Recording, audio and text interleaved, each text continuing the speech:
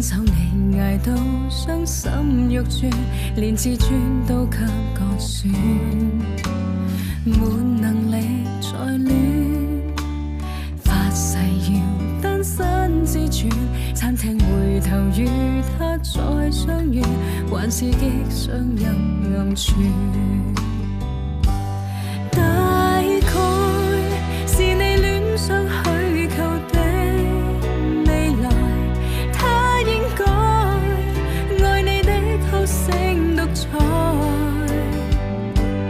大概是你不夠被騙的忍耐，容納這段愛多過閒人，難道就是永恆？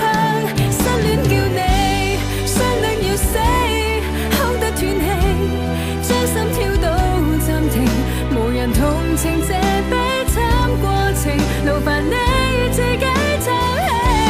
相戀到尾，失戀到死，這種哲理已是常理，就似經典好戲都有壞結尾。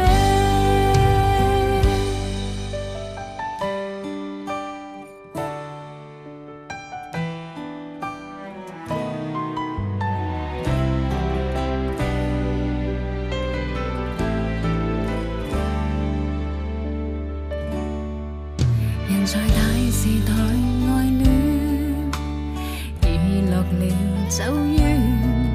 今天纏綿似新婚蜜月，明日必經三角戀。像原地轉圈，去學會悲觀自愈，瘡疤在流血，歸咎自怨，無謂崩潰的抱怨。